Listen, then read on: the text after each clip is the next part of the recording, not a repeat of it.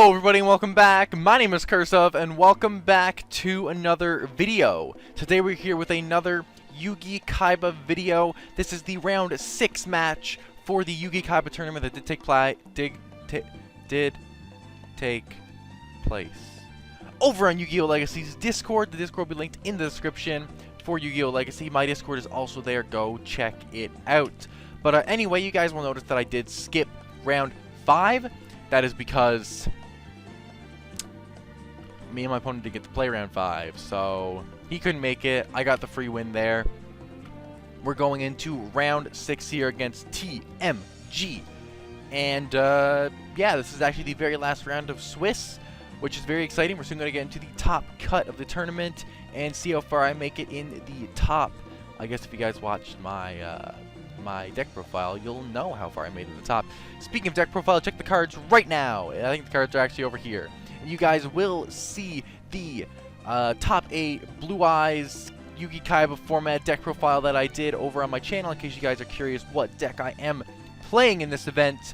And yeah, if you check the cards right now, you guys will see a basics on Yugi-Kaiba format. This is for those of you who have no idea what this format is and are just getting into it and you're very curious what's on the go.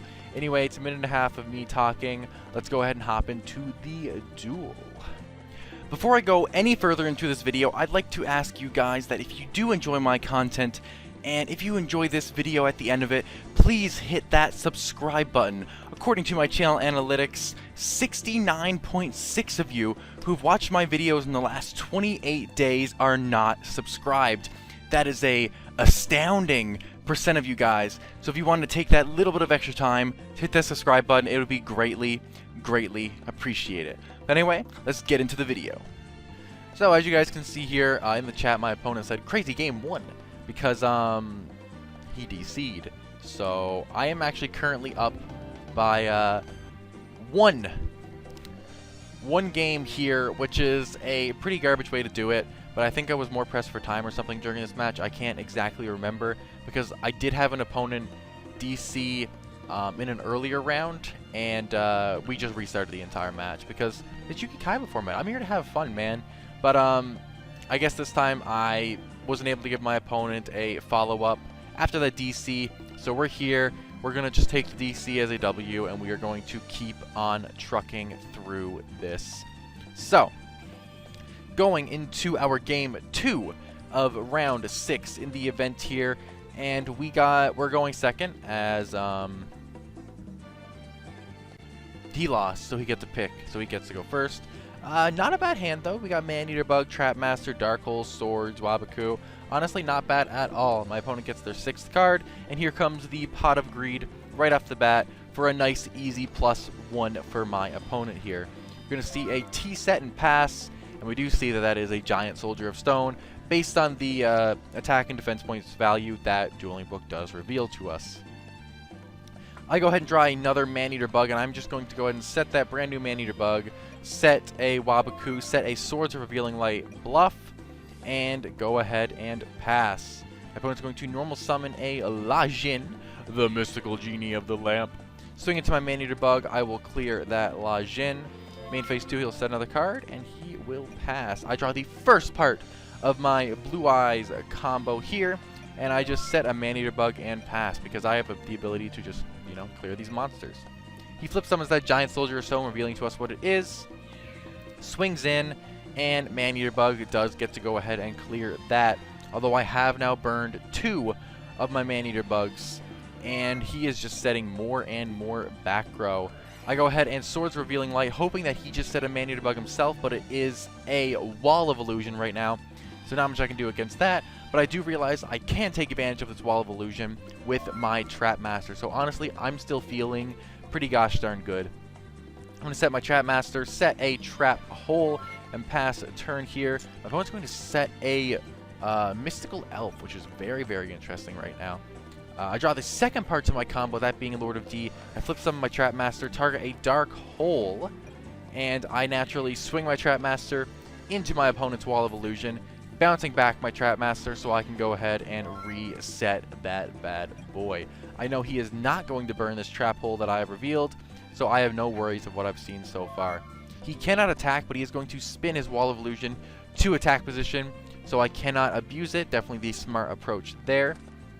And now I could still opt to Waboku, protect my monster, and still bounce if I wanted to. I do go neg in this exchange though, so it is hard. It's a hard decision to make. But I go ahead and flip up again. This time I hit a Fissure. Woohoo. And I'm going to go ahead and normal summon my Battle Ox. Take advantage of the fact that he gave me a free Wall of Illusion that I can actually now run over. Even though I can't abuse it, I can still out it. And, yeah. Best thing you can do with this Fissure right now is out my Trap Master. He can't attack. I'm honestly still feeling pretty good about my current position. He sets another card, another back row. We know that we have a Dark Hole and a Fissure back there. This is looking mediocre at best. My Swords obviously has expired now, and we get to go in with a Battle Ox and figure out what this is here. I swing into his previously set monster, and I reveal the set Mystical Elf.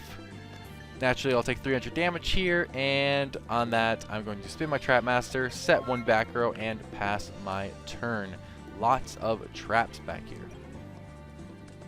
He's going to tribute off his Summon Skull or his Mystical Elf for a Summon Skull. I'm going to Trap Hole that immediately. No hesitation. I am ready to clear that. I draw into a Raigeki here. Nothing crazy. I'm just going to go ahead and set that Raigeki and pass. I have a feeling that these are big walls. He's not flipping them face up, so they're probably not a Man-Eater Bug or a Flip Effect. And honestly, I'm not worried about swinging into a wall, so I'm just going to go ahead and pass with my Battle Ox board. Plus, I do know he has a set Dark Hole, and as long as he has resources, he's not going to want to burn that to out my pretty weak board. I think my opponent accidentally flipped a coin, which is fine. I draw into a Lajin. I'm not going to commit that because if he has a Raigeki, I'm just going to lose out on way too much stuff. I guess he misclicked again. Anyway, I'm just going to go ahead and swing into this newly set monster. It is a Wall of Illusion. I'll take that 150, bounce back to hand, main 2, I'll resummon, and then I will pass my turn. The board and the game state has honestly not changed very much. If it goes to deck out, I do win though. He's going to Raigeki right here. This is why I obviously did not commit that Lajin. I'll always take a Raigeki to out a Battle Ox and a Trap Master. Like that feels fantastic to me. He's going to swing in for 1800 damage. That is equivalent to a Lajin, but I am honestly not too worried right now. I can just go ahead and I'm not actually going to Dark Hole right now. I guess I'm trying to get a little bit more. Yep, I'm trying to get a little bit more worth out of my Dark Hole. So I do just pass, letting him stick with his 2 monsters on field here. He just goes straight to battle and swings in for another 1800. Yes, I do have 2 Wabokus, but life points are a resource. You got to spend them, so I am not going to burn these Wabokus when I am going to live this attack. He does get 1800 more damage in, and at this point, I 100% need to Dark Hole, or I can opt to Lord of D. We will see if he opts to Trap Hole, and I am very okay with that because I did bait out another Trap Hole on a Lord of D that couldn't actually summon anything. So, I am very okay with that. I still opt not to Dark Hole right now, as he might actually have access to Lethal, and might commit another monster for me to get a big Dark Hole off, and he does opt to commit another monster. I am very okay with that, as when he does opt to swing, and I will just check here, he did burn his Raigeki, and we do know that's a Dark Hole. I go ahead and Waboku, protect my life points. He passes, I draw, and I get to go in for that big Dark Hole, clearing all 3 of his monsters. Summon a Neo if he has the 3rd. He doesn't have the 3rd. I get to swing in for 1700 damage, set 1 back row, and pass my turn. Honestly, right now, I'm feeling pretty good. I got a decent resources off of that whole Dark Hole play. Outed 3 big walls. Yeah, I'm feeling good. He opts to normal summon Aqua Mador here, which is pretty scary. He's going to Fissure my Neo the Magical Swordsman. He's going to swing into me for 1200 damage. Life points are a resource. I am okay with that. I draw here. I draw into another Lord of D. I'm going to Fissure his Aqua Mador, summon a Lord of D. He says okay, and I'm going to go ahead and get him for 1200 damage now. He's also going to draw main phase 1. He's going to fissure off my Lord of D and set one monster. I draw into a fissure that is absolutely dead right now, but I do have a Wabaku to keep me alive, so I do have that going for me in this game. He summons a Lajin. I don't have a trap hole, so I just got to take that. He swings in. I Wabaku to live. And then I draw. I'm going to have to fire off my Raigeki right now, but this is actually a very, very good Raigeki. I do not fire off my Raigeki. I kind of think I should have. Oh well. He almost summoned Spirit of the Harp. This is fine. I can take the 800 damage. I don't lose to a reinforcements. Alright, I draw into a Lajin, the mystical genie of the lamp. He says, okay, I fire off the Raigeki now, wiping his board, and I get to go in for 1800 damage. I do know he has a set Dark Hole, but I do have a trap hole of my own.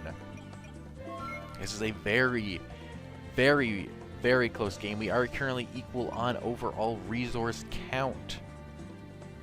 Well, now that he drew, we're not. He's naturally going to Dark Hole. That's a second board wipe gone. Both of us have spent all of our board wipes. I immediately trap hole that Giant Soldier of Stone. He's going to card destruction. I am very okay with that. My hand is worthless. Draws 2, draws 1, and he passes. I top deck the Monster Reborn. I go ahead and pop that Monster Reborn off right now. He cannot respond with a trap hole. If he does not have a Wabaku, this Blue Eyes White Dragon is lethal damage. And it was lethal damage. So he had an Ultimate Offering set. What he was going for there was naturally to draw a monster that was normal summonable. He drew into a Summon Skull, which obviously he couldn't go into. And luckily for me, he discarded my dead Curse of Dragon and Blue Eyes hand, and I was able to draw into Monster Reborn, which did end up winning me the game. Fantastic match here from TMG, and with that, I officially go 5-1 in the Swiss rounds of Yugi-Kaiba format, and I am moving into the top 8 cut. Anyway, that's a wrap, guys. Hope you guys enjoyed this video. If you did, please hit the like button down below, and also consider subscribing. It is greatly, greatly appreciated, and definitely motivates me to keep on doing what I'm doing. Anyway, I'll catch you guys tomorrow for another video. Peace.